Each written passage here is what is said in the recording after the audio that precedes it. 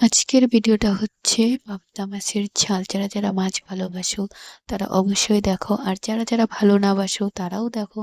মাছ ভালোবাসো না তাতে কি হয়েছে, ভিডিও দেখলে তো কোনো ক্ষতি নেই। তো ওদিকে দেখো আমার মা মাছটা কেটে দিচ্ছে। আজকে হবে পাবদা মাছের ঝাল। তো আশা করি সকলেই ভালো আছো। তো মা ওদিকে মাছটা কাটছে আর আমি এদিকে মশলাটা বেটে নিব। তার জন্যই দেখো, মশলার জন্য পেঁয়াজ রসুন আদা লঙ্কা আগে শিলনোড়ায় বেটে নিব, কারণ আমি শিলনোড়ায় এবার বাটি। আমার কাছে এখনো মিক্সচার মেশিন আসেনি। তো ওদিকে আমি তেলটা গরম করে নিয়ে মাছটা ভেজে নেব।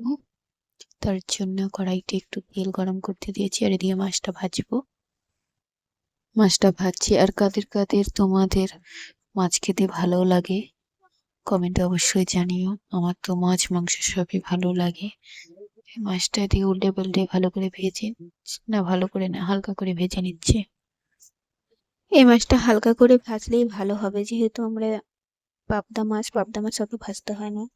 তো ওই কড়াতে খানিকটা তেল দিয়ে দিব, তারপর দিয়ে দেব কালো জিরে ফোড়ন, আর দিয়ে দিব পেঁয়াজ কুচি। পেঁয়াজটাকে হালকা করে একটু ভেজে নিব। আর আপনারা কমেন্টে অবশ্যই জানাবেন আজকে রান্নাটা কেমন হয়েছে। আর ভালো লাগলে একটা লাইক এবং ফলো অবশ্যই করবেন। আমি এখন নতুন নতুন ভিডিও ছাড়ছি, তো অবশ্যই ফলো করবেন। আমি তো বাড়িতে কাউকে এখন যদি জানাইনি যে আমি সোশ্যাল মিডিয়াতে ভিডিও আপলোড করছি। এরপরে দিয়ে দিব টমেটো কুচি। টমেটো কুচিটা দিয়ে একটু ভালো করে নাড়াচাড়া করে নিব, যাতে টমেটোটা একটু ভাজা হয়ে যায়। তারপরে দিয়ে দিব এর মধ্যে বাটা মশলাটা, যেটা আগে থেকে আমি বেটে রেখেছিলাম। সেটাকে একটু ভালো করে নেড়ে ছেড়ে নিলাম। এরপরে দিয়ে দিব এর মধ্যে হলুদ গুঁড়ো,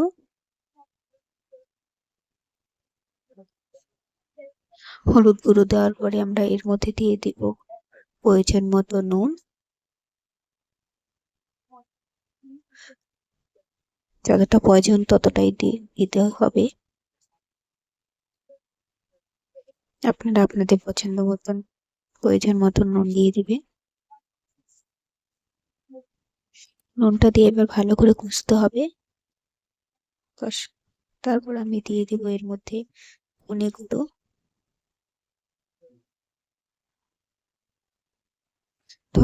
দেওয়ার পর এটাকে ভালো করে কষতে হবে যতক্ষণ না তেলটা ছেড়ে আসছে। এবার তেলটা ছেড়ে আসছে। এরপরে দিয়ে দিব খানিকটা জল। জলটা দিয়ে আবার মশলাটাকে ভালো করে কষতে হবে। মশলাটা যত ভালো কষবে তরকারিটা ততটাই ভালো হবে। তারপরে দিয়ে দিব এর মধ্যে প্রয়োজন মতন ঝোল। আপনারা কতটা ঝোল পছন্দ করেন সেই অনুযায়ী দিয়ে দিবেন, বেশি ঝোল রাখবেন না। এরপর ঝোলটা ভালো করে ফুটে উঠলে তার মধ্যে দিয়ে দিব মাছ, কারণ মাছটা নামানোর আগে আগে দেওয়াই ভালো, বেশিক্ষণ আগে দিতে যাবেন না, তো মাছটা বেশি সেদ্ধ হয়ে যাবে। যেহেতু মাছটা আগে থেকে হালকা করে ভেজে নেওয়া আছে, তার জন্য ঝোলটা আগে ভালো করে ফুটিয়ে নিতে হবে, তারপর মাছটা দিয়ে দিতে হবে। মাছটা দেওয়ার পরে আমাদের 5 মিনিটের মতন ফোটালেই হয়ে যাবে, যেহেতু মাছটা অনেক নরমই আছে। পাবদা মাছ তো নরমই থাকে। তারপরে ঢাকা দিয়ে রেখে 5 মিনিটের মতন ওর মধ্যে জিরে গুঁড়ো দিয়ে নামিয়ে নিলেই আমাদের তৈরি সুস্বাদু পাবদা মাছের ঝাল। পাবদা মাছের ঝালটা তৈরি হয়ে গেছে। এবার আমি ভাতের সাথে খাওয়ার জন্য কিছু গুছিয়ে ভেজে নিলাম, আর ভাতটাও করে নিব এখন। কিন্তু ভাতটা আমি আগে করে নিয়েছিলাম, ভিডিওতে আমার শেষে দেওয়া হয়ে গেছে, তো ভাতটা এখন হয়ে গেল। এবার ভাতের সাথে পাবদা মাছের ঝালটা খাবো। প্রথমে উচ্ছে ভাজা দিয়ে কিছুটা ভাত খেয়ে নিবো, আমার একসাথে নিলে ভালো লাগে না। এবার পাবদা মাছটা দেখেন। দেখা হবে পরের কোনো ভিডিওতে, ভালো থাকবেন, বাই বাই।